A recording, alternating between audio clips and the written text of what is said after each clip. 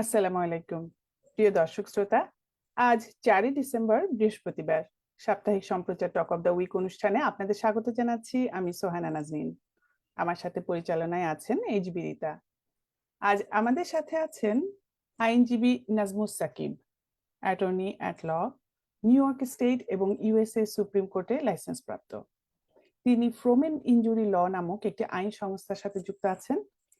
এই সংস্থাটি নিউ ইয়র্কে স্টেটে অ্যাক্সিডেন্ট, পার্সোনাল ইনজুরি কেস, এই সমস্ত কেসে উনি আইনি সেবা প্রদান করে থাকেন। সাকিব সাহেব নিউ ইয়র্ক স্টেটের বাংলাদেশি কমিউনিটিতে অত্যন্ত দক্ষতা এবং আন্তরিকতার সাথে আইনি পরিষেবা দিয়ে থাকেন। নাজমুস সাকিব, আপনাকে স্বাগতম। কেমন আছেন আপনি? অনেক অনেক ধন্যবাদ। আসসালামু আলাইকুম। Thank you miss Nazneen. আমি অনেক ভালো আছি, থ্যাংক ইউ সো মাচ। আশা করি আপনারাও ভালো আছেন। অবশ্যই আমরা সবাই ভালো আছি। দর্শকরা বসে আছেন আপনার কাছ থেকে কথা শোনার জন্য, কিছু জানার জন্য। তো অনুষ্ঠানে ফিরে যাবার আগে প্রিয় দর্শক, প্রথম আলো ইউএসএ ফেসবুক পেজে লাইভ অনুযায়ী দেখা যাচ্ছে আজকের অনুষ্ঠানটি। আমাদের ওয়েবসাইট প্রথম আলো ny.com, আমাদের ইউটিউব চ্যানেল প্রথম আলো ইউএসএ শেয়ার করে সাবস্ক্রাইব করে আমাদের সঙ্গে রাখুন। আপনিও সঙ্গে থাকুন।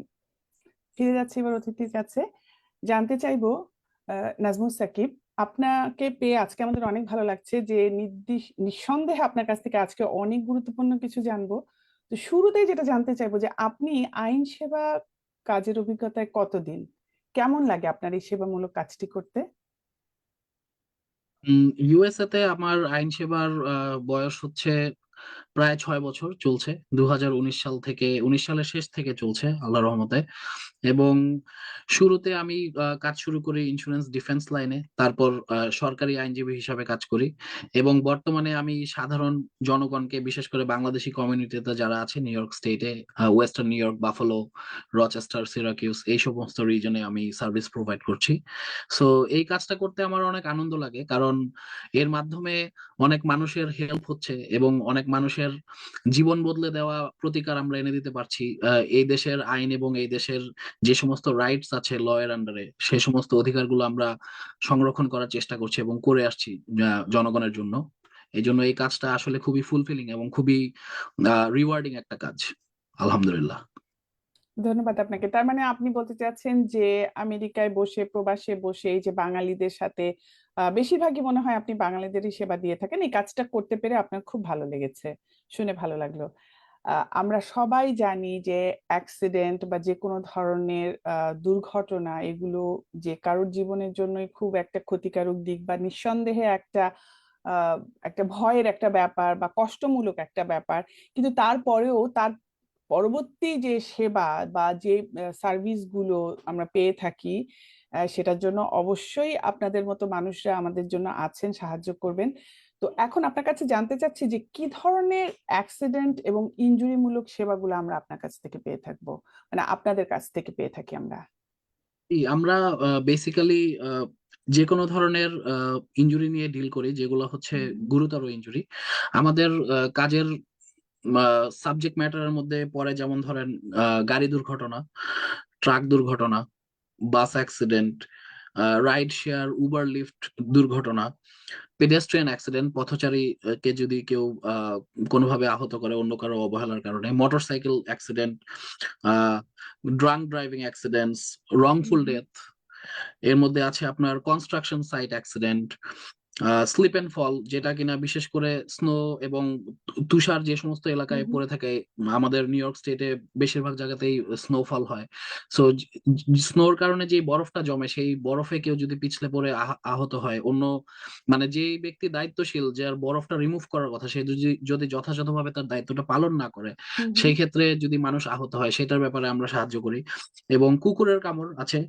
আহ ওয়ার্ক প্লেস অ্যাক্সিডেন্ট আমরা এক্সক্লুসিভলি করি না, কারণ ওয়ার্ক প্লেসের অ্যাক্সিডেন্টের ফিচারটা অ্যাকচুয়ালি হচ্ছে ওয়ার্কার্স কম্পেনসেশনের আন্ডারে পড়ে যায়। কারণ এমপ্লয়ের যে রিলেশনশিপটা, সেটা আসলে ইনজুরি ল দ্বারা ওইভাবে ইয়ে না, আপনার প্রোটেক্টেড না। সো ওই ওই কর্মক্ষেত্রে যে যদি কেউ আহত হয়, তাহলে সাধারণত এক্সক্লুসিভলি ওইটা যায় হচ্ছে ওয়ার্কার্স কম্পেনসেশনে। সেটার জন্য এমপ্লয়ারের নিজস্ব ইন্স্যুরেন্স থাকে, সেই ইন্স্যুরেন্স সেটা কভার করে।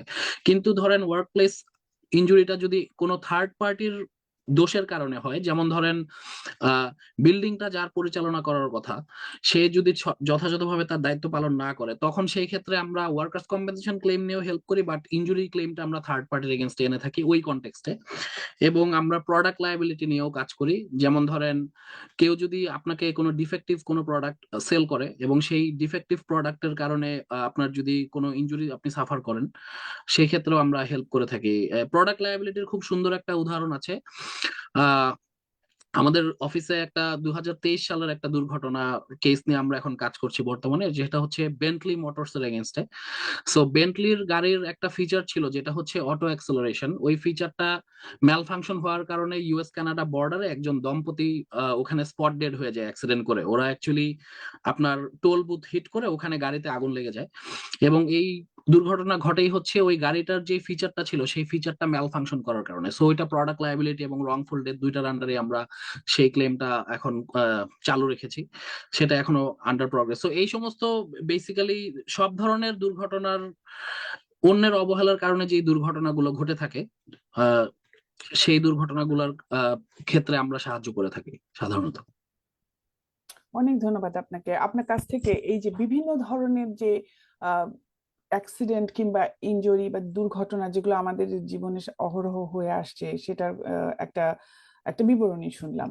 তো আপনার কাছে কি মনে হয় এই দুর্ঘটনাগুলোর মধ্যে সবচাইতে বেশি দুর্ঘটনা মানে কোন ক্ষেত্রে ঘটে? আমরা প্রতিদিন যেটার সাথে, যেমন আপনি বললেন যে গাড়ি চালাতে চালাতে রোডে যে অ্যাক্সিডেন্ট হচ্ছে ড্রাইভিং এর কারণে, উল্টোপাল্টা ড্রাইভিং, বা আপনার যে কোনো আপনার যে পাবলিককে সার্ভিস দেওয়ার জন্য যেই যানবাহনগুলো, যেমন স্কুল বাস, রেগুলার বাস, এগুলো ইনক্লুডেড, এগুলো আপনার কোন ধরনের দুর্ঘটনাটার পরিমাণ বেশি বা ঘটছে বলে মনে হয়?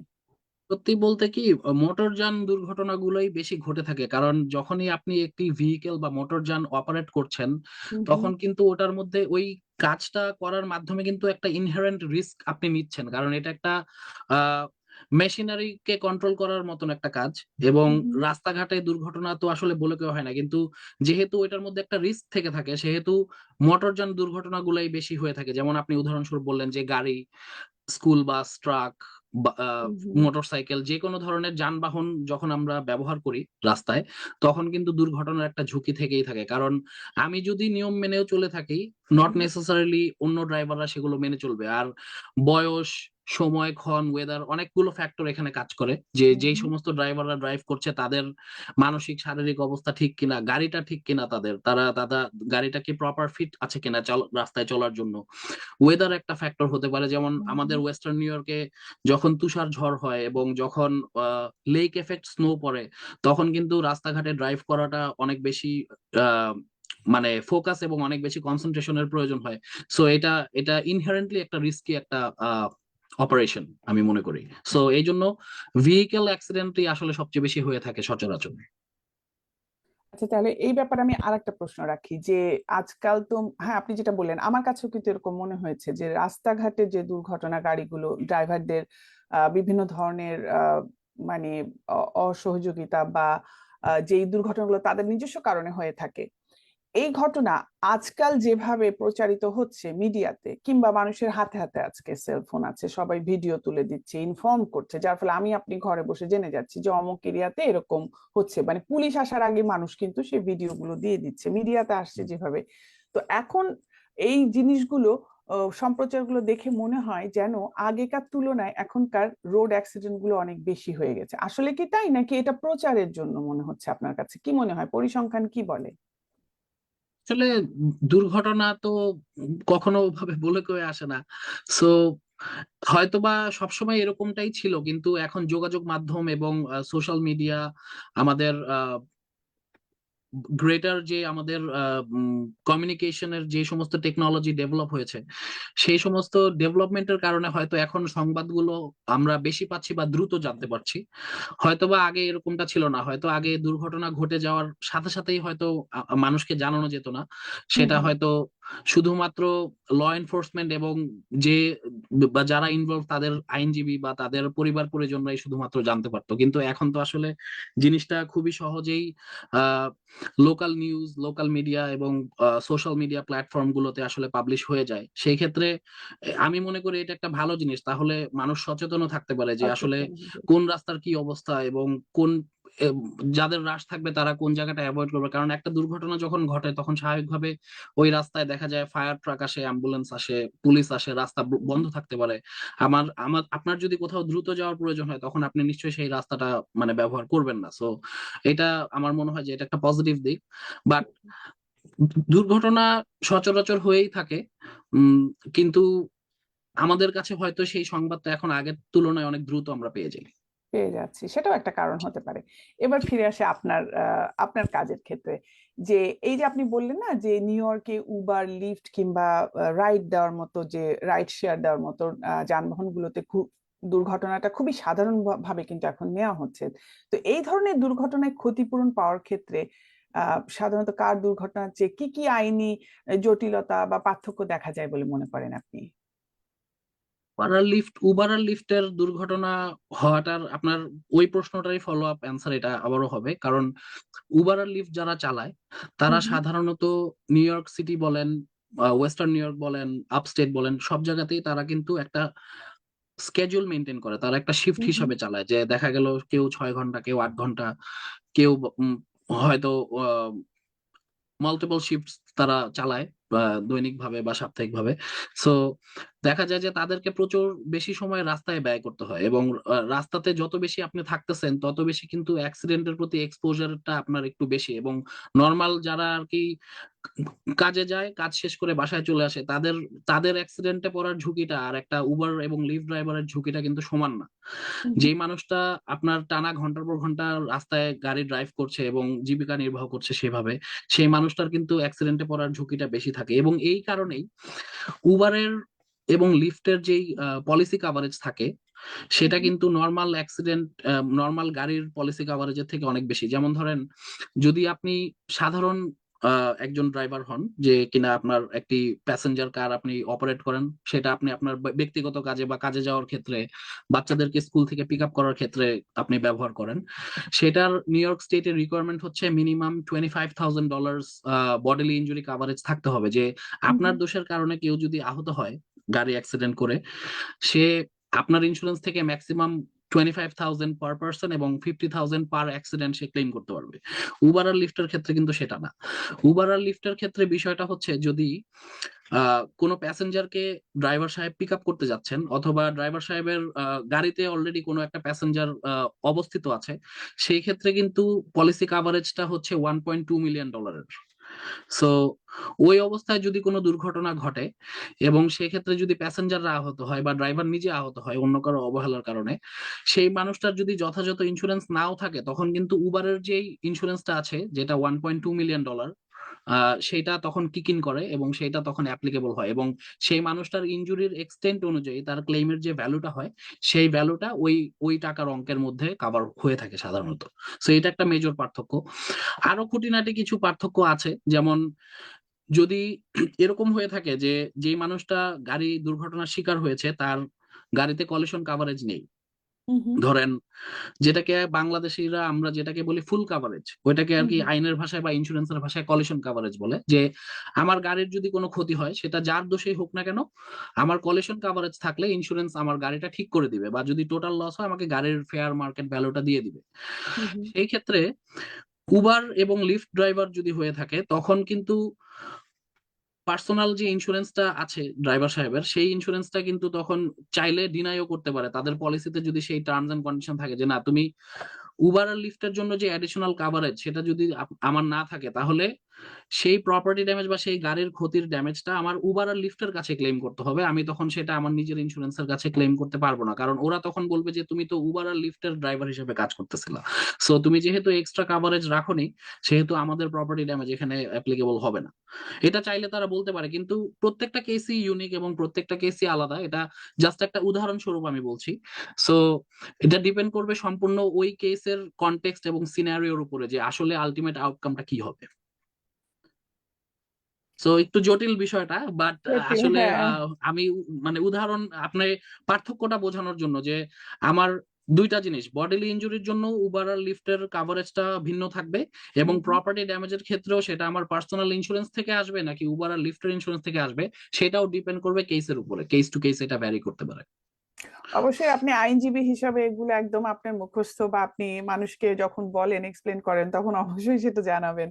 আমরা হয়তো যারা এই অ্যাক্সিডেন্ট গুলোর সাথে সম্মুখীন হইনি তারা হয়তো এখনো ওই ব্যাপারগুলো জানি না, কিন্তু কখনো যদি আল্লাহ না করুক কারোর জীবনে হয়ে থাকে আপনারা সেবা দেওয়ার জন্য আর আসেন।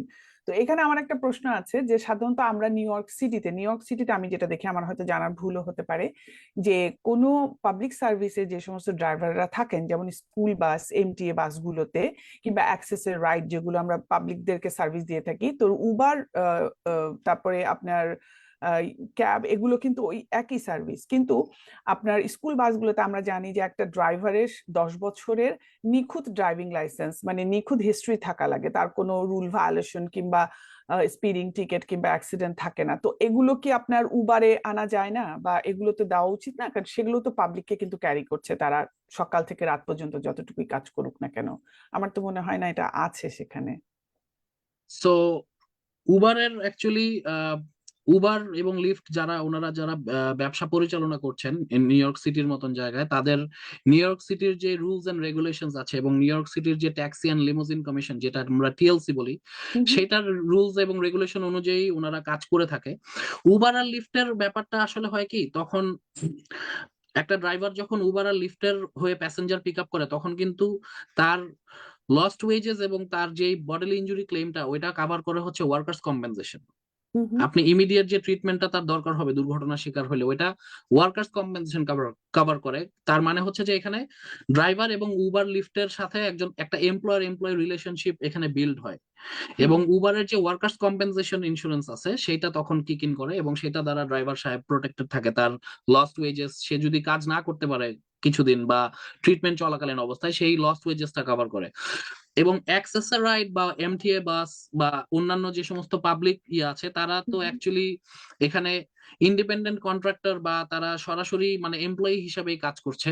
তো সেই ক্ষেত্রে এটা স্টেট বা সিটি রিকোয়ারমেন্ট হতে পারে যে আপনার 10 বছর বা একটা certain amount of time licence clean থাকা লাগবে, কোনো রেকর্ড থাকা যাবে না, কোনো পয়েন্ট থাকা যাবে না। এরকম সিমিলার নিয়ম টিএলসিরও আছে। টিএলসির নিয়মটা একেবারে মানে সেম টু সেম না হলেও সিমিলার কিছু নিয়ম আছে। যেমন টিএলসি তে যারা গাড়ি চালায় তাদের টিএলসি লাইসেন্সটা কিন্তু মেইনটেইন করতে হয় উবার আর লিফট নিউ ইয়র্ক সিটিতে চালানোর জন্য, এবং তাদের লাইসেন্সে যদি কোনো পয়েন্ট কাটে, যদি তারা হুম। স্পিডিং ভায়োলেশন করে বা কোনো ট্রাফিক ভায়োলেশনের কারণে যদি কোনো পয়েন্ট দেওয়া হয়, সেটা কিন্তু তৎক্ষণাৎ টিএলসির কাছে ডিএমভি জানিয়ে দেয়, এবং টিএলসি সেটার ব্যাপারে তখন অ্যাকশন নেয়। যদি এরকম হয় যে টিএলসির যে রিকোয়ারমেন্টটা সেটার পার হয়ে সেই লোক তারপরেও আপনার ভায়োলেশন করে যাচ্ছে, সেই ক্ষেত্রে কিন্তু এক পর্যায়ে যে টিএলসি তাকে আর ওই লাইসেন্সটা দিয়ে ড্রাইভ করতে দিবে না, এবং সেই উবার আর লিফটের পক্ষে হয়ে কাজ করা থেকে বিরত থাকতে হবে তাকে, কারণ তার ভ্যালিড টিএলসি লাইসেন্স না থাকলে সে কিন্তু ড্রাইভ করতে পারছে না, যেটাকে আমরা আর কি হ্যাক লাইসেন্স বলে থাকি হ্যাক নিউ ইয়র্ক লাইসেন্স। সিটিতে। জি জি অনেক ধন্যবাদ, আপনি এই জিনিসটা ক্ল্যারিফাই করার জন্য অনেক ধন্যবাদ আপনাকে। তো আমি দেখেছি যে আমরা দেখেছি যে অনেকে যারা নতুন এদেশে এসছে, বাঙালিদের কথাই বলি, যারা নতুন ইমিগ্রেন্ট হয়ে আসছেন, ফ্যামিলি ভিসায় আসছেন, তারা এসে 1-2 বছরের মাথায় কোনো রকম একটা ড্রাইভিং লাইসেন্স বের করেই তারা কিন্তু উবার বা ক্যাব নিয়ে বেরিয়ে পড়ছেন, যেখানে তার 10 বছরের কোনো ধরনের হিস্ট্রি তৈরি হয়নি, কিংবা সে হয়তো নিউ ইয়র্কের রাস্তাঘাটকেই চেনেনি। তারা আপনার অ্যাপস ডিপেন্ডেন্ট হয়ে যাচ্ছে, যে ওটা ছাড়া তারা যেতে পারছে না। কিন্তু আমি যখন নিউ ইয়র্কে এসেছি 99 সালে, ওই সময় আমি দেখেছি যে ড্রাইভারদের এরকম কোনো কিছু ছিল না, এবং তারা ফোনেও অ্যাপস দেখতো না, এবং এটা কিন্তু তারা পুরোপুরি একটা শহর মুখস্থের উপরে বেস করে চলতো। তা মানে আমার যেটা মনে হয় যে তাদের এই 10 বছরের ক্লিন লাইসেন্স ভেরিফাই না করে দেওয়াটা জন্য কিন্তু অ্যাক্সিডেন্ট বেশি পরিমাণে হচ্ছে বলে এটা মনে হয়। আচ্ছা, ঠিক আছে, ধন্যবাদ নাজমুল ভাই। আমি জি, আরেকটা, নাজমুল অবশ্যই। ভাই, আমি অন্য প্রশ্নে মনে আমি হয় চলে আসছি বারবার। না, কোনো সমস্যা নেই, আমিও একটু অ্যাড করতে চাই ছোট্ট করে। হুম, সেটা হুম, হচ্ছে যে আসলে উবার আর লিফট ড্রাইভার আর যারা মেডালিয়ান চালায়, যারা হুম, ইয়েলো ট্যাক্সি বা গ্রিন ক্যাব চালায় নিউ ইয়র্ক সিটিতে, তাদের মধ্যে কিন্তু অনেক ডিফারেন্স আছে। কারণ হচ্ছে যে মেডালিয়ান যারা চালিয়ে আসছে বছর পর বছর, হুম, তারা যেভাবে শহরটা তাদের যেরকম ভাবে মুখস্থ, বা টিএলসি লাইসেন্স পাওয়ার জন্য তাদেরকে যেভাবে ম্যাপ মুখস্থ করে পরীক্ষা দিতে হয়েছিল, এখনকার কিন্তু অনেক কিছু চেঞ্জেস আসছে। সো এখন বিষয়টা কিন্তু জিপিএস এবং এই সমস্ত ফোনে বিভিন্ন গুগল ম্যাপস এগুলো থাকার কারণে কিন্তু আমরা আসলে এক প্রকার ভাবে মানে শহরটা চেনা জানা হলেও অচেনা রয়ে যাচ্ছে আর কি, রাস্তাঘাট চেনার হ্যাঁ ক্ষেত্রে হ্যাঁ। কোন সিগন্যাল বা কোন কোন কিভাবে আর কি ম্যানুভার করা যাবে প্রপারলি। সো এটা একদম আমি আপনার সাথে এগ্রি করি যে আসলে উবার লিফট ড্রাইভাররা কিন্তু আহ, ওই সেন্সে কিন্তু মেডালিয়ান অভিজ্ঞ ড্রাইভারদের না, মতো এক্সপার্ট না, অভিজ্ঞ অভিজ্ঞ না। না, অভিজ্ঞ অভিজ্ঞ না। না। এবং জি আগে আমি যখন প্রথমে এসেছি তখনও কিন্তু ক্যাবের ভেতরের ওই পার্টিশনটা ছিল না, ওইটা জি সম্ভবত অনেকগুলো ড্রাইভারকে মেরে ফেলার পরেই তাদের সিকিউরিটির জন্য জি। দেওয়া হয়েছিল। বিস্তর ফারাক এখন। হুম, হুম, হুম। ভালোই বললেন যে যারা আগে জালের মতন শহরটাকে মনেছে তারা মনে হয় ঘুমের মধ্যেও তারা শহরটাকে দেখতে পারতো, জি কিন্তু এখন নতুন নতুন তাদের কোনো 10 বছরের রেকর্ড গড়ার আগেই তারা এই শহরের ড্রাইভিং এ শুরু করেছে। অনেক ভালো লাগছে আপনার সাথে কথা বলে, আমি নিজেও অনেক কিছু মানে যাচাই করতে পারছি, ঝালাই করতে পারছি।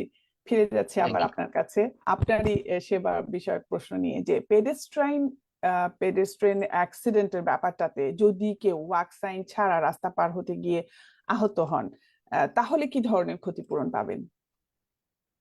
ওয়াক সাইন ছাড়া মানে হুম বিষয়টা হুম হচ্ছে যে ধরেন আমার ওয়াক সাইন নেই কিন্তু তারপরেও আমি হাঁটা শুরু করলাম হুম চলন্ত হুম ট্রাফিকের সামনে, তখন কেউ এসে যদি হিট করে। সো ব্যাপারটা খুবই ট্রিকি, এটা কেস টু হুম কেস ভ্যারি করবে এবং ডিপেন্ড করবে যে অ্যাকচুয়ালি কোন কেসে কি ঘটেছিল। বাট হুম জেনারেল সেন্সে আমরা এটা বলতে পারি যে নিউ ইয়র্ক স্টেট হচ্ছে একটি কম্পারেটিভ নেগলিজেন্স স্টেট, মানে যার যতটুকু দায়ভার তাকে ততটুকুই দোষ দেওয়া হবে। হুম এবং যদি পেডেস্ট্রিয়ানের এখানে 80% দোষ থাকে তাহলে সে শুধুমাত্র 20% রিকভার করতে পারবে, আর যদি তার 50% দোষ থাকে তাহলে সে 50% রিকভার করতে পারবে। তার যদি 100% দোষ থাকে তাহলে সে কিছুই রিকভার করতে পারবে না। যেহেতু আমরা প্লেনটিভস লয়ার এবং বাদীদের পক্ষে আমরা লড়ি, সেহেতু আমরা কখনোই এটা বলি না বা কখনোই এই ইমপ্রেশনটা দেই না যে কোনো পেডেস্ট্রিয়ান বা কোনো বাদী কখনো 100% দোষী হইতে পারে। সো একটা মানুষ যদি ওয়াক সাইন ছাড়াও যদি সে হাঁটে, তারপরেও যারা রাস্তায় গাড়ি চালাচ্ছে তাদেরও একটা দায়িত্ব আছে যে তারা স্পিড লিমিট ফলো করতেছে কিনা বা তারা অ্যাটেনশন পে করতেছে কিনা। হঠাৎ করে একটা মানুষ বা একটা বাচ্চা চলে আসতে পারে গাড়ির সামনে, সেই ব্যাপারে তারা কতটুকু সচেতন। এবং একটা ইমার্জেন্সি হইতে পারে যে কারো হয়তো রাস্তাটা পার হওয়াটা খুব জরুরি দরকার, সেই মুহূর্তে সে হেঁটে ফেললো। এবং নিউ ইয়র্ক সিটিতে এটা অনেক ঘটে থাকে যে বেশিরভাগ মানুষ যারা অনেক রাশে থাকে তারা কিন্তু একটু খেয়াল করে হাঁটা শুরু করে দেয়, তখন হুট করে যদি কোনো গাড়ি এসে পড়ে উভয় পক্ষেরই এখানে কিছু দায়িত্ব আছে এবং দায়ভারের বিষয় আছে যে পেডেস্ট্রিয়ান যেমন তাড়াহুড়ো থাকলেও তাকে খেয়াল করে রাস্তা পার হতে হবে, তেমনটা হুম ড্রাইভারেরও যদি গ্রিন লাইট থাকে, পেডেস্ট্রিয়ানের যদি ওয়াক সাইন নাও থাকে, তারপরও ড্রাইভারের অবশ্যই কিছু দায়িত্ব আছে যে মর্মান্তিক ভাবে কাউকে হিট না করা এবং কোনো পথচারীকে যাতে আহত না হয় সেটার ব্যাপারে খেয়াল করা এবং সময় মতো ব্রেক করা বা সচেতন থাকা, সেটার অবশ্যই দায়িত্ব আছে। বাট যদি এরকম ঘটে যায় যে কোনো পেডেস্ট্রিয়ান ওয়াক সাইন ছাড়াই হাঁটছিল এবং সেই হুম অবস্থায় হুম তাকে হিট করা হয়, সেই ক্ষেত্রে ইটস ডিবেটেবল। আমরা তো পেডেস্ট্রিয়ানের পক্ষে যদি আমরা লড়তে যাই তখন অবশ্যই আমরা ওই ড্রাইভার কি কি ভুল করেছিল বা কি কি সীমা সে লঙ্ঘন করেছিল বা আইন ভঙ্গ করছিল সেগুলো তখন আমরা খুঁজে বের করব এবং সেগুলোতে আমরা ফোকাস করব। পেডেস্ট্রিয়ানের যে ভুলটা ছিল যে ওয়াক সাইন ছাড়াই সে হাঁটা শুরু করছে, সেটাকে আমরা খুবই তুচ্ছ বা খুবই ছোট করে দেখানোর চেষ্টা করব তখন কোর্টের সামনে, যাতে তারটাই বেশি হাইলাইট হয়, যাতে আমাদের পেডেস্ট্রিয়ান যে যে দুর্ভাগ্যবশত হিট হয়েছে তার নিজেরও কিছুটা ভুলের কারণে সেই পেডেস্ট্রিয়ান যাতে ম্যাক্সিমাম রিকভারিটা পেতে পারে, সেটা হচ্ছে আমাদের তখন লক্ষ্য উদ্দেশ্য থাকে। অনেক ধন্যবাদ। আমি দর্শকদের কিছু পড়ছিলাম, কমেন্টস পড়ছিলাম, এবং সেখানে দেখি যে অনেকে সবাই আপনাকে অভিনন্দন জানিয়েছেন আজকের অতিথিকে। শামসুন ফৌজি আপা বলেছেন আসসালামু আলাইকুম, অভিনন্দন আজকের অতিথিকে। এবং আমাদের ইব্রাহিম চৌধুরী ঢুকে উনিও বলেছেন আহ খুবই গুরুত্বপূর্ণ আলোচনা হচ্ছে এবং অনেক কিছু জানতে পারলাম। আশা করি আরো। অনেক অনেক ধন্যবাদ, থ্যাংক ইউ হ্যাঁ, সো মাচ। জি ওয়ালাইকুম অনেকে আসসালাম। কারোর কোনো প্রশ্ন থাকলে অবশ্যই তারা আমাদেরকে জি করতে অবশ্যই। পারেন এখানে, আমরা আপনার সাথে ঝালাই করে নেব। এরপরে আসি যে আপনার যে অভিজ্ঞতা, এখানে আপনি কত বছর ধরে কাজ করছেন? মূলত অনেক বছর ধরেই আছেন। সো অ্যাক্সিডেন্ট লাইনে বা এই যে ইনজুরি বা ইন্স্যুরেন্স লাইনে হুম হুম এই এই ফিল্ডে আমি কাজ করছি গত 5 বছর বলা যেতে পারে, 5 বছর হতে পারে। বাট বাদী পক্ষের আইনজীবী হিসাবে আমি কাজ করছি হচ্ছে এই বছরের মার্চ মাস থেকে। তার আগে আমি কাজ করতাম হচ্ছে ইন্স্যুরেন্স ডিফেন্স লয়ার হিসেবে, যেখানে কিনা আমি আপনার এখন যাদেরকে আমরা সু করছি হুম হুম তাদেরকে আমি আগে ডিফেন্ড করতাম, মানে ইন্স্যুরেন্সের পক্ষের আগে আমি লয়ার ছিলাম, এবং ইন্স্যুরেন্স কোম্পানিরা কি কি মেকানিজম ইউজ করে এবং কি কি ফ্যাক্টরস তারা কনসিডার করে, কোন সময় তারা কোন অ্যামাউন্টটা অফার করে এবং কোন কোন ইনজুরিকে তারা প্রাধান্য দেয়, সেই জিনিসগুলোর খুঁটিনাটি সেগুলো আমি প্রথম কয়েক বছর আর কি ঝালাই করে শিখি। তারপরে অ্যাকচুয়ালি এখন আমি পাবলিককে হেল্প করছি, এবং আমি আমার কানেকশনস, আমার যারা পরিচিত ইন্স্যুরেন্স ডিফেন্স লয়ার হিসাবে যারা আছেন, তারা আমার ফ্রেন্ডসই বলা যায়। সো তাদের থেকেও আমি সেই সুবিধাটা পাচ্ছি যে তারা তারা অ্যাকচুয়ালি আমার সাথে পরিচিত হওয়ার কারণে আমার ক্লায়েন্টদেরকে এক্সট্রা একটু এজ বা উম, আইনের বাউন্ডারির মধ্যে থেকে যতটুকু আমাদেরকে ইয়ে করা যায়, তারা আমাদের সাথে অনেক নমনীয় ভাবে নেগোশিয়েট করে। তারা খুব বেশি একটা কম্পিটিটিভ বা খুব বেশি হার্শ ট্রিটমেন্ট আমাদের সাথে করে না, যেহেতু একটা মিউচুয়াল একটা ফ্রেন্ডশিপ অনেক বছর ধরেই চলে আসছে। সো এইটার অ্যাডভান্টেজটা আমরা আমাদের ক্লায়েন্টদের জন্য পুরোপুরি ভাবেই ইউটিলাইজ পুরোপুরি করছি। ব্যবহার, হ্যাঁ। এবং আমাদের অফিসটা অ্যাকচুয়ালি 60 বছর পুরানো, হুম বাফলো হুম। তে, ওয়েস্টার্ন নিউ ইয়র্কে। সো এই অফিসটারও একটা রেপুটেশন বিল্ড হয়েছে জাজদের মাঝে, অন্য লয়ারদের মাঝে, আমাদের কলিগসদের মাঝে। সবাই আমাদেরকে অনেক রেসপেক্ট করে, এবং আহ, যে কোনো জাজই আমাদের প্রতি অনেক সন্তুষ্ট, এবং আমরা জাজদের সামনে গিয়ে যখন দাঁড়িয়ে সাবমিশন করি, তখন তারা আসলে অনেক খুশি থাকে যে আমাদের ইতিহাসটা এরকম যে আমরা হাজার হাজার মানুষকে হেল্প করে এসেছি, এবং হাজার হাজার মানুষ এখন আহ, যারা দুর্ভাগ্যক্রমে দুর্ঘটনার শিকার এবং যাদের আসলে আহ, জীবনে এখনো চলতে হচ্ছে, তাদেরকে উম, নিজের পায়ে চলার মতন অবস্থায় পৌঁছে দেওয়ার ব্যাপারে যে সাহায্যটা, সেটা আমরা করতে পেরেছি দেখে আমাদেরকে কমিউনিটির মানুষরা অনেক পছন্দ করে, কোর্ট থেকে শুরু করে সবাই আমাদেরকে অনেক বেশি সাপোর্ট করে, এটা আমরা বুঝতে পারি। খুবই মানে একটা আনন্দের কথা যে আপনি এভাবে মানুষের মন জয় করে নিয়েছেন, এবং এখন বাঙালিরা আমরা যারা এখানে আছি তাদের সংখ্যা দিন দিন বাড়ছে। এই যে পারিবারিক অভিবাসনে সবাই আসছে, প্রতি বছরই প্রচুর বাঙালি ফ্যামিলি এখানে আসছে। তো সুতরাং আপনার মতন এরকম সমাজসেবী বা কমিউনিটি প্রেমী মানুষদের আমাদের ভীষণ দরকার। এবার চলে যাচ্ছি নাজমুস ভাই একটু ভিন্ন প্রসঙ্গে, যেটা এতক্ষণ আমরা রাস্তায় যে অ্যাক্সিডেন্ট গুলো হয় যানবাহনে, সেগুলো ছাড়া একটু অন্যদিকে দৃষ্টিপাত করব। যেমন এছাড়াও অনেক দুর্ঘটনা আছে, আপনি কিন্তু একটু আগে বলেছেন যে কারো বাড়ির সামনে পিছলে পড়ে যে পা ভাঙছে, কিংবা অনেক সময় আমরা আহ, হাসপাতালে কিংবা হোটেলের লবিতে যেখানে পরিষ্কার করে সেখানে একটা সাইন দিয়ে যায়, অনেক ওটা পিছলে পড়ে হাত পা ভেঙে ফেলে। আহ, সেখানে সেখানে এক ধরনের দুর্ঘটনা হচ্ছে, কোথাও কনস্ট্রাকশনে কাজ করতে যে দুর্ঘটনা হচ্ছে, তারপরে ওয়ার্ক প্লেসে যারা কাজ করছে তারা, তো এই যে দুর্ঘটনাগুলো আহ, হচ্ছে বাংলাদেশি কমিউনিটিতে আমরা যারা আছি, যার যে সদস্যরা এই ধরনের কনস্ট্রাকশন সাইটে কাজ করতে যে দুর্ঘটনায় কবলিত হচ্ছেন, কিংবা স্নোতে পিছলে পড়ে যায় বাসার সামনে, আপনার এরিয়াটুকুর ভেতরে যারা পড়ে যে দুর্ঘটনায় কবলিত হচ্ছে, এই সমস্ত দুর্ঘটনা এড়াতে এবং নিজেদের আইনি অধিকার সম্পর্কে সচেতন থাকতে আপনি কি মনে করেন যে কোন কোন বিষয়গুলোর দিকে আমাদের বেশি আলোকপাত করা উচিত, বা মানে সতর্ক থাকা উচিত বলে মনে করেন আপনি? খুবই গুরুত্বপূর্ণ একটি প্রশ্ন। আহ, উত্তরটি দেওয়ার আগে আমি একটু কনটেক্সট বা একটু ব্যাকগ্রাউন্ডে যদি দুই তিনটা পয়েন্ট বলি, তাহলে বুঝতে অবশ্যই সুবিধা অবশ্যই হবে। আপনি বলবেন, আপনি এটা সো ব্রিফলি বলবেন। হুম হুম পড়ে যাওয়ার দুর্ঘটনা কয়েক প্রকার ভাবে হতে পারে। মেইনলি আমরা এটাকে তিন ভাগে ভাগ করতে পারি। প্রথম হুম ভাগটা আমরা করতে পারি হচ্ছে যেটা আপনি বললেন যে পিছলে পড়ে যে ব্যথা পাওয়া, সেটা স্নোতে হোক বা কোনো লিকুইড তরল পদার্থে হোক, হুম তেল হতে পারে, কোনো একটা দোকানের গ্রসারিতে যদি কোনো আইটেম পড়ে থাকে নিচে, যেটা আর কি লিকুইড জাতীয়, সেটাতে মানুষ হয়তো সবসময় দেখা যায় না, পড়ে যেতে পারে পিছলে খেয়ে। স্নো অ্যান্ড আইস হতে পারে। হুম হুম সো স্লিপ অ্যান্ড ফল এক ধরনের ক্যাটাগরি। দ্বিতীয় ক্যাটাগরিটাকে আমরা বলতে পারি ট্রিপ অ্যান্ড ফল। ট্রিপ করা মানে হচ্ছে ধরেন কোনো একটা কমার্শিয়াল স্পেস বা কোনো একটা পার্কিং লট বা কোনো একটা সাইড ওয়াকে আপনি বা আমরা কেউ হাঁটছি, সেখানে যদি কোনো গর্ত থাকে বা আনইভেন কোনো যদি স্পেস থাকে যেখানে আমি ট্রিপ করতে পারি, হ্যাঁ, মানে জিনিসটা একটা হ্যাজার্ড হিসেবে ল ট্রিট করে, সেটা এক ধরনের ক্যাটাগরি, যেটাকে আমরা ট্রিপ অ্যান্ড ফল বলছি। এবং লাস্ট ক্যাটাগরি যেটা সাধারণত কনস্ট্রাকশন সাইটে হয়ে থাকে, যেটা অত্যন্ত গুরুত্বপূর্ণ, যেটা লেবার লর আন্ডারে পড়ে নিউ ইয়র্ক সিটির, সেটা হচ্ছে ফল ফ্রম আ হাইট, যে কোনো উচ্চতা থেকে পড়ে যাওয়া।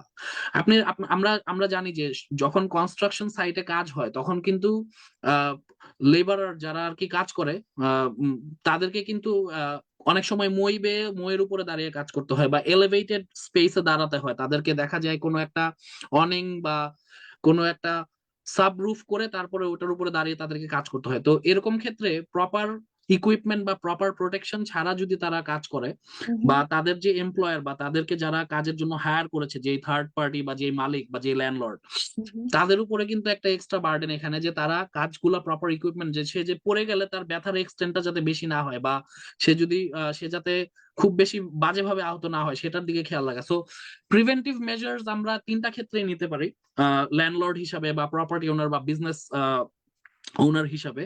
সেই ক্ষেত্রে আমরা স্লিপ এন্ড ফলটা তো খুবই সহজ, আমরা যাদেরকে স্নো পরিষ্কার করার দায়িত্বটা দিচ্ছি তারা যথাযথভাবে পালন করছে কিনা সেটা খেয়াল রাখতে হবে, এবং আমাকে প্রতিনিয়তই মনিটর করতে হবে যে আমার ড্রাইভওয়ে, সাইড ওয়াক, আমার স্টেয়ার কেস সবকিছু স্নো এবং আইস মুক্ত আছে কিনা, প্রপারলি আমি সল্টিং করছি কিনা, ওয়েদার ফলো করা, যে আগামীকালকে তুষার আসতেছে, সে আমি 2 দিন আগে থেকে বা একদিন আগে থেকে আমি সল্ট দিয়ে রাখলাম যাতে স্নোটা ঠিকভাবে যাতে গলে যায়।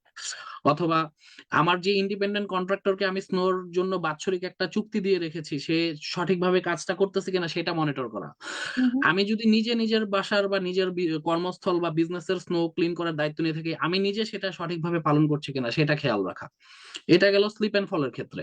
ট্রিপ এন্ড ফলের ক্ষেত্রে খেয়াল রাখতে হবে যে আমি যদি কোনো বিজনেস ওনার হই, আমার যদি কোনো রেস্টুরেন্ট থাকে বা কোনো স্মল বিজনেস বা লার্জ কোনো চেইন থাকে, সেই চেইনে যারা কাজ করতে আসে বা যারা প্যাট্রন হিসাবে আসে, যারা কাস্টমার হিসাবে আসে, তারা প্রত্যেকেই কিন্তু একজন ইনভাইটি আইনের হুম চোখে। হুম ইনভাইটিদেরকে আমাকে প্রোটেক্ট করতে হবে। আমি আমার পার্কিং লটে কোথাও কোনো গর্ত আছে কিনা, সাইড ওয়াক গুলো সমান আছে কিনা, কোনো গাছের কোনো ডাল বা কিছু ওখানে আবর্জনা বা কোনো হ্যাজার্ড আছে কিনা, এইসব ব্যাপারে খেয়াল রাখা। মানে মোট কথা হচ্ছে যে ল দেখতেছে যে আমি আমার দায়িত্বটা সঠিকভাবে পালন করতে পেরেছি কিনা। হুম হুম দুর্ঘটনা তো অ্যাক্ট অফ গড অনেকভাবেই হতে পারে, কিন্তু আমি যখনই একটা ভিকটিমকে সুযোগ দিয়ে দিব বা একটা প্লেন্টিফকে সুযোগ দিয়ে দিব যে সে আমার উপরে কোনো ধরনের অবহেলা বা নেগলিজেন্স আমার উপরে সে আহ, উম, ফেলতে পারবে, তখনই কিন্তু প্লেন্টিফস অ্যাটর্নি যারা যারা আমরা যারা প্লেন্টিফদের পক্ষে কাজ করি তারা কিন্তু ওইটাকে খুব মানে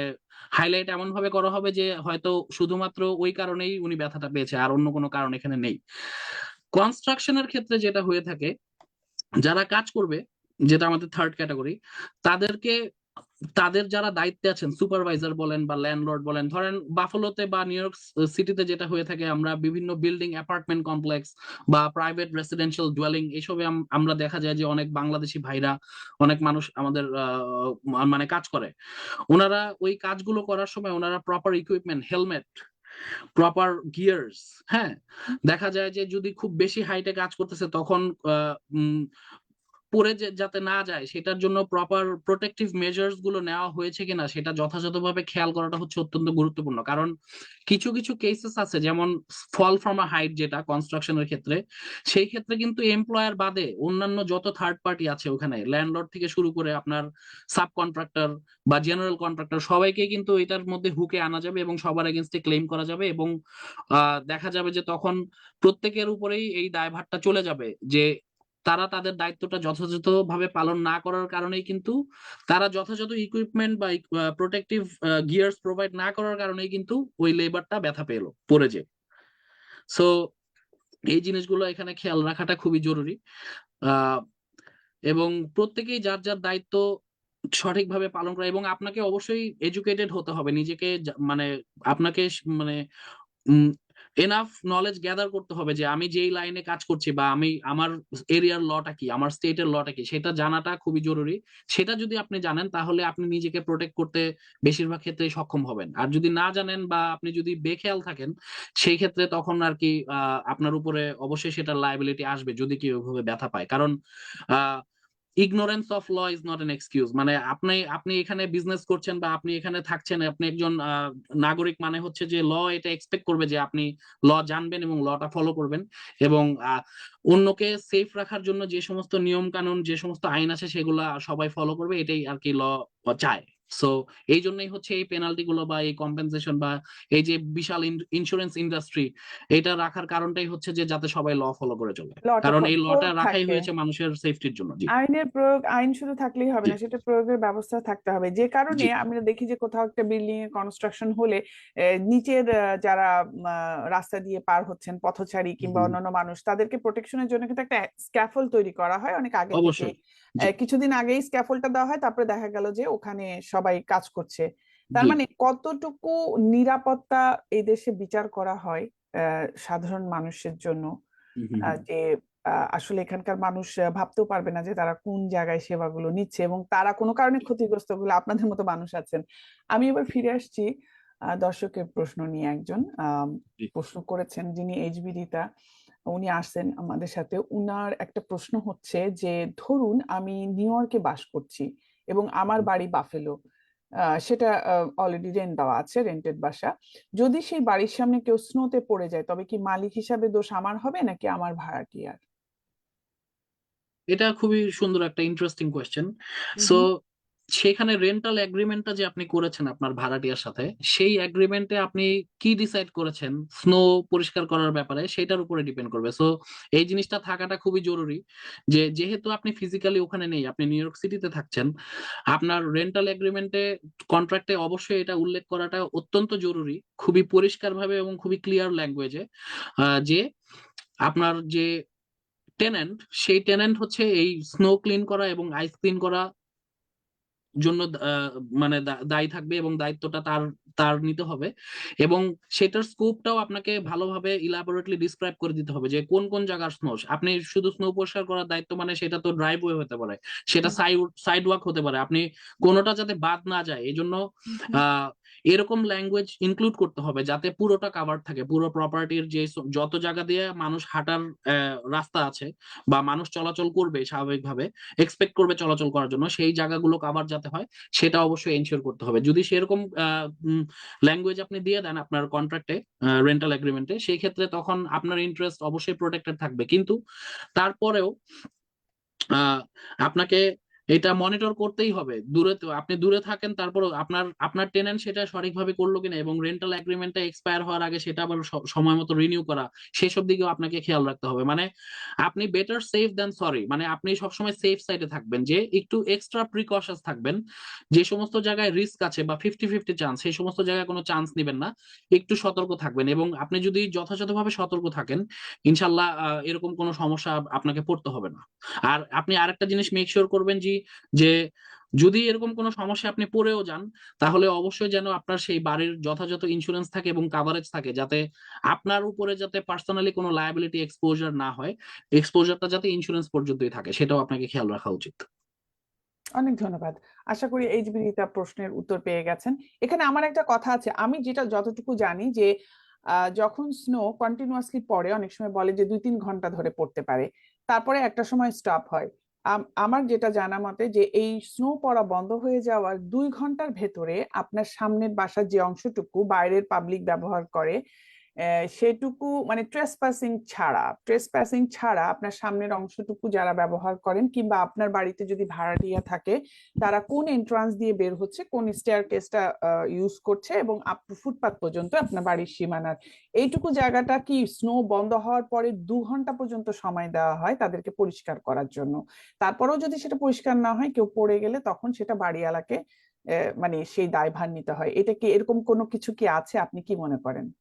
এরকম কিছু যদি হতে পারে যে এরকম কিছু আছে নিউ ইয়র্ক মানে সিটিতে, কিন্তু হুম ইন্টারেস্টিং ব্যাপার হচ্ছে যে স্নো এবং আইসের নেচারটা এরকম যে ধরেন 5 দিন আগে স্নো পড়লো, হুম আমি হুম সেটা ক্লিন করলাম না এবং কেউ আহত হয় নাই, হুম হুম কিন্তু 5 দিন পরে আবার যে স্নোটা পড়লো, হুম ধরেন হুম। সেই স্নোটা আমি উপর দিয়ে ক্লিন করলাম, কিন্তু 5 দিন পূর্বের স্নোটা কিন্তু আইস হয়ে, ব্ল্যাক আইস হয়ে ওখানে ব্ল্যাক আইস জমে হয়ে গেছে। গেছে, যেটা সো আরো আমি যদি দুই ডেঞ্জারাস। ঘন্টার মধ্যে পড়েও যাই, 2 ঘন্টার মধ্যে যদি আমি ক্লিন করি, তারপরে যদি সে, সো এটা ডিপেন্ড করবে প্রত্যেকটা কেসের সিচুয়েশনের উপর। আবার এমনও হতে পারে যে ধরেন রাত 2টার সময় স্নো পড়লো, এখন বাড়িওয়ালা বা টেনেন্টের পক্ষে তো এটা পসিবল না যে ভোর 4টার মধ্যে সে স্নো ক্লিন করে ফেলবে, হুম হুম হুম। প্র্যাকটিক্যাল নাও হতে পারে সেটা। সো নিয়মটা যদি থেকেও থাকে, তারপরেও আপনাকে ল আপনার আপনার রিজনেবলনেস এর বিচারটা করবে যে আপনি আপনার সিচুয়েশনে একটা রিজনেবল পার্সন থাকলে কি করতো এখানে, বা তার পক্ষে কতটুকু সম্ভব হতো, সেই থ্রেশহোল্ডটা আপনি পার করতে পেরেছেন কিনা, বা সেই রিজনেবলি আপনি অ্যাক্ট করতে পেরেছেন কিনা ওই সিচুয়েশনে, ল এটাই দেখবে। সো আলটিমেটলি এটাই ডিটারমাইন করা হবে যে আপনার সিচুয়েশনে as a tenant or as a landlord, একজন হুম হুম। রিজনেবল ল্যান্ডলর্ড বা রিজনেবল টেনেন্ট ওই সিচুয়েশনে কি করতো, সেটার উপরে ডিপেন্ড করবে যে আলটিমেটলি আহ আপনার উপরে কতটুকু দোষ আর কি চাপানো হবে। অনেক ধন্যবাদ। এবার আমি জি। একটু বিতর্কিত প্রশ্নে যাচ্ছি। প্রশ্নটা করার আগে আমি একটু ক্ষমা চেয়ে নিচ্ছি সবার কাছে যে যদি আমি কাউকে হার্ট না করে থাকি। সেটা হচ্ছে যে আপনি তো তুলনামূলকভাবে বাংলাদেশি কমিউনিটিকে বেশিরভাগ সেবায় নিয়োজিত, তাদেরকে নিয়ে ডিল করছেন, সো আপনি এটা জানেন। মানে আমেরিকার বুকে থেকে, সাদাদের ভেতরে থেকে, মানে মেইন স্ট্রিমের মধ্যে থেকে আমাদের যে বাঙালিদের, বাঙালি কমিউনিটির মেইন স্ট্রিমে মানে মিশে যাওয়ার যে একটা সময়, সেটা কিন্তু এখনো আসেনি, যেটা আমাদের পরবর্তী জেনারেশন দিয়ে হয়তো বা আমরা মিশে যাব। তো এখন আপনার কি মনে হয় এই যে এত নিয়ম কানুন বলছেন যেগুলো মেনে চলা, বা আমাদের এখানে কিন্তু বাঙালি বাড়িওয়ালা এখন প্রচুর হচ্ছে, তারা টেনান্ট মেনটেন করছে, তারা এখন নিজেরা বাড়ি মেনটেন করছে, টেনান্ট দিচ্ছে, বাঙালিদেরও ভাড়া দিচ্ছে, বাইরের দেশিদেরও ভাড়া দিচ্ছে। কিংবা এই যে তারা এখন গ্রোসারি খুলেছে, প্রচুর রেস্টুরেন্ট হয়েছে, সেখানে কিন্তু গ্রোসারি গুলো অনেক সময় জরিমানা পাচ্ছে বিভিন্ন উল্টোপাল্টা আইটেম রাখার জন্য। রেস্টুরেন্ট গুলোতে কিন্তু যারা যাচ্ছে হেলথ অ্যান্ড স্যানিটেশনের লোকজন, তারা যে কিন্তু একটা সিল মেরে আসছে স্যানিটেশনের অভাবে, ভায়োলেশনস থাকা উচিত। জি। ভায়োলেশনের অভাবে, হ্যাঁ ভায়োলেশনের, হুম, তারা খেয়ে যাচ্ছে টিকিটটা। তা হুম। আপনি তো এগুলো দেখেন বা ডিল করেন এগুলো নিয়ে, আপনার কি মনে হয় যে এই দেশিদের তুলনায় আমরা বাঙালিরা যারা এখনো মেইন স্ট্রিমে মিশিনি, যারা আমাদের মতো প্রথম এসে সার্ভাইভাল মোডে আছেন, আমাদের পরবর্তী জেনারেশন মিশে যাবেন তারা আশা করছি, এই ভুলটা কি তারা জাতিগতভাবে কিংবা প্রকৃতিগতভাবে বেশি করছে না, বা অসাবধানতা মেনটেন করছে না, কি মনে হয়, যেটাকে আইন দিয়েও আপনার ঠেকাতে পারছেন না অনেক জায়গায়? আমি পার্সোনালি মনে করি এখানে বাংলাদেশিরা আমরা অত্যন্ত স্মার্ট, আলহামদুলিল্লাহ। হুম হুম এবং আমরা যে কোনো জিনিস কিন্তু বুঝে বুঝে ফেললে সেটা কিন্তু আমরা অবশ্যই চেষ্টা করি, কারণ মেনটেন করার। আসলে সবচেয়ে বড় কথা হচ্ছে যে যারা নতুন আসে বা যারা হয়তো অনেক বছর ধরে আছে কিন্তু শুধুমাত্র বাংলাদেশিদের সাথেই যারা ইন্টারাকশন করছে, তাদের কিন্তু একটা ল্যাঙ্গুয়েজ ব্যারিয়ার থাকে এখানে। হুম হুম বাংলাদেশিদের, বিশেষ করে আমাদের যারা বিভিন্ন ব্যাকগ্রাউন্ড থেকে আমরা বাংলাদেশ থেকে এখানে আসি ইমিগ্রেন্ট হয়ে, এবং যে কোনো অন্যান্য ওয়েতেও যারা আসে, স্টুডেন্ট বলেন।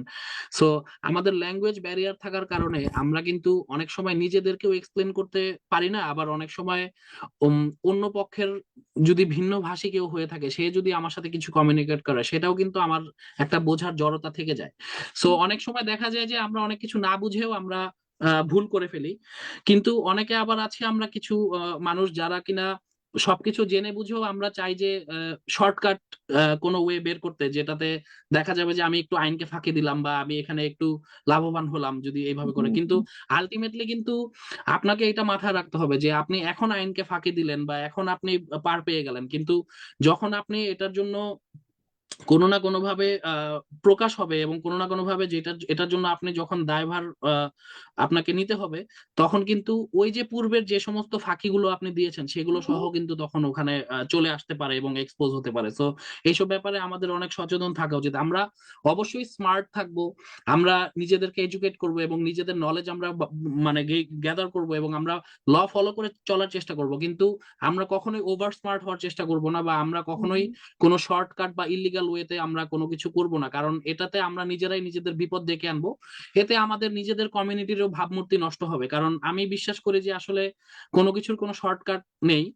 যেটা নিয়ম হুম সেই নিয়ম অনুযায়ী আমি চললে আমার মনে হয় যে এটা এমন একটা দেশ, এটা নিয়ম মতন চললে আসলে এখানে ভালোভাবেই সুন্দরভাবে থাকা যায়, এবং ব্যবসা বাণিজ্য যে যে যার যার প্রফেশন সবাই সুন্দরভাবে আর কি করতে পারবেন আপনারা, আমরা যদি সৎ থাকি এবং আমরা যদি নিজ নিজ দায়িত্বটা পালন করি। এবং আপনাকে এটা মাথায় রাখতে হবে যে যেই লটা আছে সেই লটা হুম হুম আপনার কাছে মনে হতে পারে বার্ডেনসাম, একটা বার্ডেন বা আপনার বিপক্ষে যাচ্ছে, কিন্তু হুম সেই হুম লটা থাকার পিছনে একটা কারণ আছে, অবশ্যই কোনো কারণ আছে। সো আপনি লটা শিখেন এবং আপনি এটার পিছনের কারণটা বোঝার চেষ্টা করেন, তাহলে হয়তো তখন সেটা মানতে আপনার জন্য আরো সুবিধা হবে যে ঠিক আছে, এই জিনিসটা থাকার কারণ হচ্ছে এটা। যদি না থাকতো তাহলে এই এই ঝুঁকিগুলো পাবলিক ফেস করতো বা এই এই সমস্যাগুলো সোসাইটিতে দেখা দিত। সো আপনি তখন as as a greater good, for greater good, আপনাকে তখন সেটা আপনি মানতে, বা আপনার মনের মধ্যে হয়তো তখন সেই ধৈর্যটা আসবে যে ঠিক আছে আমি ওইটা মানবো, কারণ না মানলে আমারও ক্ষতি হবে, অন্যদেরও ক্ষতি হবে। সো আমাদের মনে হয় যে যারা আমরা শর্টকাট পছন্দ করি বা একটু আইনের ফাঁকফোকর বেশি খুঁজতে চাই, হুম। তাদের ক্ষেত্রে এটা আসলে আমার মনে হয় যে তারাও যদি আমরা মেন্টালিটি চেঞ্জ করি এবং ডেভেলপ করি নিজেদেরকে, আমরা আরো অনেক দূর এগিয়ে যেতে পারবো ইনশাল্লাহ। ধন্যবাদ আপনাকে। এই কথাগুলো তো আপনি আসলে দর্শকদের উদ্দেশ্যেই বললেন, এবং আমাদের জি, বাঙালি কমিউনিটির জন্য আসলে আপনার মতন একজন মানুষই দরকার, যারা আমাদেরকে সবসময় সচেতন করবেন। এই যে আপনি একটা অ্যাওয়ারনেস তৈরি করলেন, এই যে বললেন কথাগুলো, আমরা বাঙালি কিন্তু সবই পারি, হ্যাঁ। আমরা জি, মানে অন্যখানে অনিয়ম করলেও আমরা এদেশে এসে যেটা বলি, আমরা আইনের প্রয়োগের ক্ষেত্রে যদি সাবধান হই, তাহলে কিন্তু এখানে একটা খুব ফ্ললেস একটা পিসফুল জীবনই কিন্তু পাবো। আপনি খেয়াল করে দেখেন যে এখানে আইনগুলো যেগুলো রাখা হয়েছে, আমরা আমাদের প্রথম জেনারেশন মিশতে একটু অসুবিধা হয়, আমরা কিন্তু এখনো ভুল করে ফেলি। 26 বছর থাকার পরেও আমরা অনেক কিছু কিন্তু এটিকেটে ভুল করে ফেলছি, নিয়মে ভুল করে যাচ্ছি, আচ্ছা এটা আবার কি হবে, এটা মেনে লাভ নেই, আর কি দরকার এটা করে, এরকম কিন্তু তো চলে আসে আমাদের হুম, জাতিগতভাবে একটা ব্যাপারটা চলে আসে, যেগুলো আমাদের পরের প্রজন্ম কিন্তু আমাদেরকে দেখেও কিন্তু আমাদেরকে সাবধান হতে বলে। আর আপনাদের মতো যারা আছেন, যারা আইনজীবী, আইন জানেন ভালো করে, আমি অবশ্যই আপনার কাছে আশা করবো এই যে কথাগুলো, আমার মনে হয় দর্শকদের, আজকে অনেকেই, ইনফ্যাক্ট আমিও কিন্তু জানতাম না অনেক কিছু, আপনি যে বললেন দুর্ঘটনাগুলোর তালিকা, এগুলো সবগুলো মনে হয় আমাদের জানা ছিল না। তো খুব ভালো লাগছে আসলে নাজমুস ভাই। আমি এবার আপনার কাছে আরেকটা প্রশ্ন নিয়ে আসি ক্লায়েন্টের ব্যাপারে, যেটা আপনি তাদের সাথে যোগাযোগ যে করেন, সেটা কি দেখা সাক্ষাৎ নাকি ফোনেই হচ্ছে, মানে কিভাবে আপনি যোগাযোগটা করেন? সো এটা খুবই ইন্টারেস্টিং একটা কোয়েশ্চেন, কারণ এটা সম্পূর্ণ ডিপেন্ড করে ক্লায়েন্টের উপরে। আমরা ক্লায়েন্টের কখনো পরে। কোনো ক্লায়েন্টকে কোনো বিষয় নিয়ে কখনো প্রেসার দেই না। আচ্ছা। সেটা যত বড় ক্লায়েন্টই হোক বা যত বড় কেসই হোক বা যত ছোট ক্লায়েন্ট হোক বা হুম হুম যদি দুর্বল কেস হয়, আমরা সম্পূর্ণ জিনিসটা, ক্লায়েন্টরা যদি আমাদের কাছে কনসালটেশনের জন্য রিচ আউট করে, আমাদের ইনজুরি রিলেটেড কনসালটেশন সবসময় ফ্রি, ইনশাল্লাহ সারা জীবন ফ্রি থাকবে। হুম হুম সো আমাদের কয়েকটা ওয়েতে আমাদের সাথে যোগাযোগ করা যায়। তারা চাইলে আমার অফিসে ফোন দিয়ে ভয়েসমেল রাখতে পারে, সরাসরি আমার সেল ফোনে ফোন দিতে পারে, যেটা দিয়ে থাকে সাধারণত।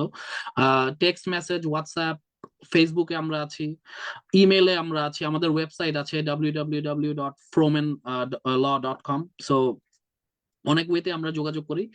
কখনো যদি ক্লায়েন্টের প্রয়োজন হয়, যে ক্লায়েন্টের দেখা গেল গাড়িটা অ্যাক্সিডেন্ট হয়ে গেছে, গাড়িটা চালানোর অবস্থা নেই, সো হুম ক্লায়েন্টের এখন ট্রান্সপোর্টেশনের সমস্যা, তখন প্রয়োজন পড়লে আমরা চলে যাই ক্লায়েন্টের কাছে, যদি সে অ্যালাউ করে।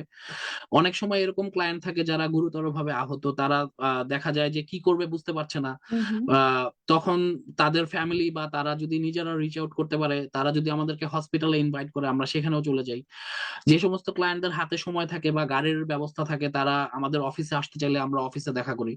সো পুরো জিনিসটা আসলে ক্লায়েন্ট যেভাবে স্যাটিসফাইড থাকবে, যেভাবে কমফোর্ট ফিল করবে, আমরা সেভাবেই যথাসম্ভব আমরা চেষ্টা করি তাদেরকে সেই সার্ভিসটা প্রোভাইড করার। কারণ দেখা যায় যে হাজার হাজার ইনজুরি ফার্ম আছে নিউ ইয়র্ক স্টেটে, নিউ ইয়র্ক সিটি, বাফলো, সব জায়গাতেই।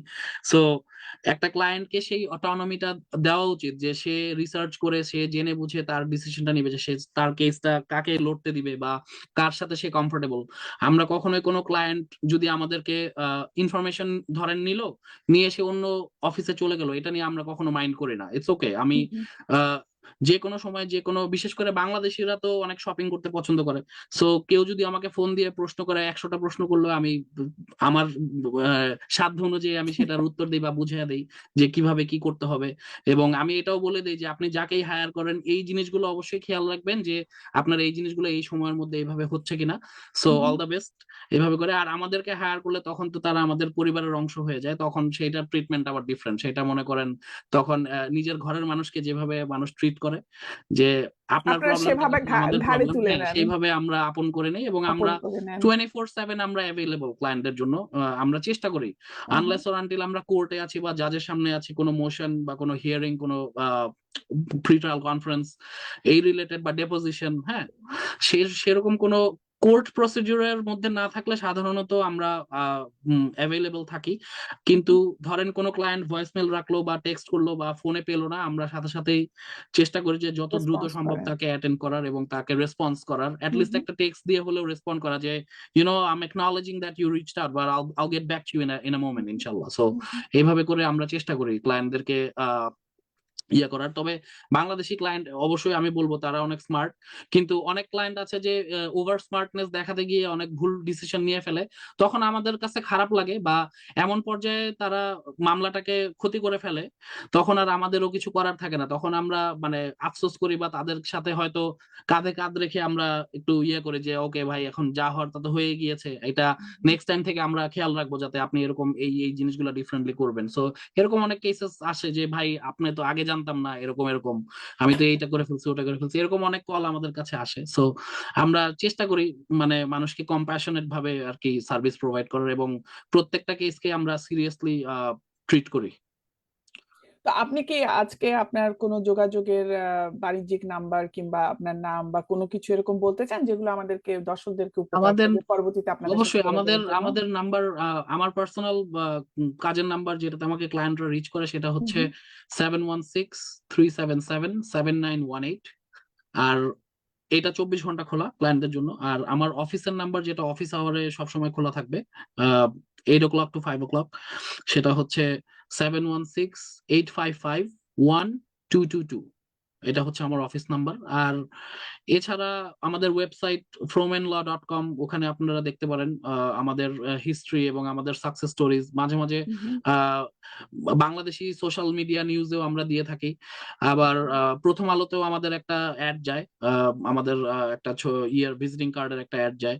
আর হচ্ছে আমাদেরকে লিঙ্কডইন, ফেসবুক, সব জায়গাতে আমাদের পেজ আছে, ওখানেও আমাদেরকে ফলো করতে পারেন, আমাদের আপনাদের রিচ ঠিকানাটা আউট করতে কোথায়? পারেন।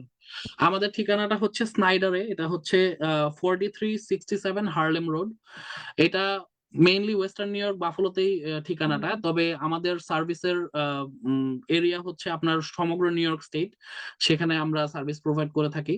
এবং এখন যেহেতু টেকনোলজির যুগ, আমাদের কোথাও মানে নিউ ইয়র্ক স্টেটের যে কোনো জায়গায় যে কোনো কোর্টে আমাদের যাওয়াটা মানে কাজ করাটা খুবই সহজ। এবং দেখা যায় যে আমরা অন্যান্য রচেস্টার, নিউ ইয়র্ক সিটি, হুম হুম। সিরাকিউস, আলবানি এইসব জায়গার ক্লায়েন্টদেরকে আমরা সেবা প্রদান করে থাকি। অনেক অনেক ধন্যবাদ। আশা করি দর্শকরা যারা আছেন আমাদের সাথে অনুষ্ঠান দেখছেন তারা উপকৃত হবেন। আপনার ঠিকানা এবং যোগাযোগের নাম্বারগুলো আমরা শুনতে পারলাম, আপনি জানিয়ে দিলেন। আম, সকলেই প্রয়োজন মতো যোগাযোগ করবেন আপনাদের সাথে। আজকে আপনি আমাদের অনুষ্ঠান যুক্ত হতে পেরে আমাদেরকে আলোকিত করেছেন। আমরা আশা করছি আবারও আপনাকে ডাকবো। আপনি এভাবে এসেই আমাদের সাথে ঘটনাগুলো শেয়ার করবেন, আলোচনাগুলো শেয়ার করবেন এবং বিভিন্ন তথ্য শেয়ার করবেন, আমাদেরকে উপকৃত হতে বাধ্য করবেন। আজকে অনুষ্ঠান এখানেই শেষ করছি।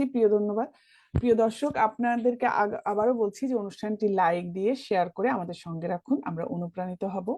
আসছে প্রতিবার রাত 9টায় আবারও দেখা হবে টক অফ দ্য উইক অনুষ্ঠানে, অন্য কোনো অতিথির সাথে, ভিন্ন কোনো সঞ্চালিকার সাথে। তার আগ পর্যন্ত আপনারা ভালো থাকুন, জীবন আনন্দের হোক, ভালোবাসার হোক। শুভরাত্রি। ধন্যবাদ আপনাকে নাজমুল সাকিব ভাই। ধন্যবাদ, থ্যাংক ইউ।